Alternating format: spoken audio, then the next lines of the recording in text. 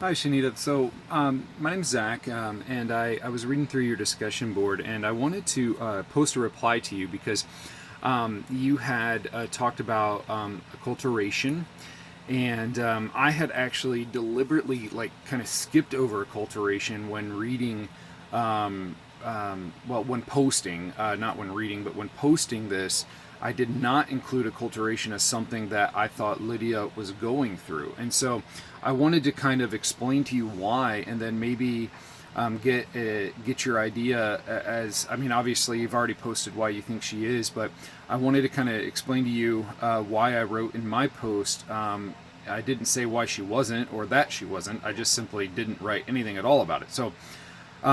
So according to the definition that you listed out and what's in Peterson's book, is acculturation is a major factor that contributes to the dynamic, ever-changing nature of the Latino population. So the term acculturation refers to the phenomena that results when groups of individuals from two different cultures come into continuous first-hand contact and experience subsequent changes in the original patterns of the group. So first and foremost, I can understand fully why she would be dealing with acculturation. I can understand, like, why, that would be an acceptable, like, possibility.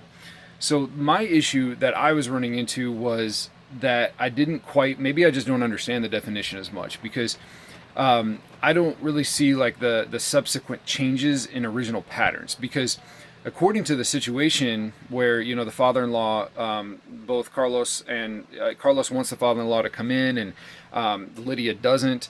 That, where's the pattern there? That's not like a pattern. That was more, for me, that was like a isolated incident. This is a new experience. This isn't like a pattern of, like, Carlos is continuously wanting to bring family back, to the United States, or anything like that. There's not a pattern of behavior here.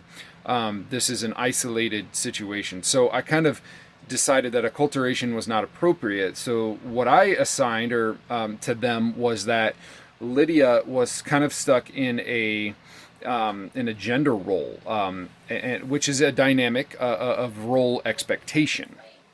So the largest part of what's going on in her life was that she's not in a place in her life where she wants her father-in-law to come and experience what she's experiencing. Is like, wow, Lydia is, in her 30s now, and she doesn't have any kids. She's not, raising kids like she thought she was.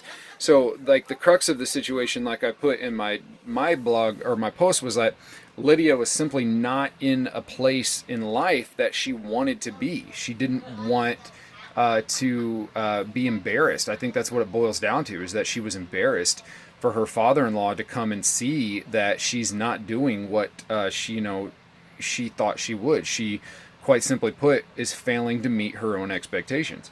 So the acculturation thing was just kind of like a null and void for me. The other thing that I was seeing in here was that, similar to our reading for the week, was the lady named Maribel. They had brought up something called hybridization. And I thought this was more appropriate, because hybridization is similar to what Maribel in the book was going through, and what Lydia's going through, is where I think Maribel was the Roman Catholic and dealing with some things going on with her ex-husband, and so it was a Latino dealing with things outside of the culture.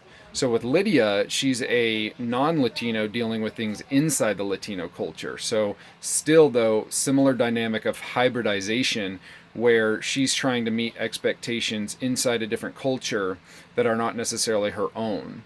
So that's kind of where I kind of tied the two together. So I just wanted to touch base, and maybe you could shine the light on me a little bit more about how acculturation would fit in this situation. And, if I hear from you, great. If not, it's all good. I appreciate your time and listening to me ramble on. But God bless, and I hope to hear from you later. Bye.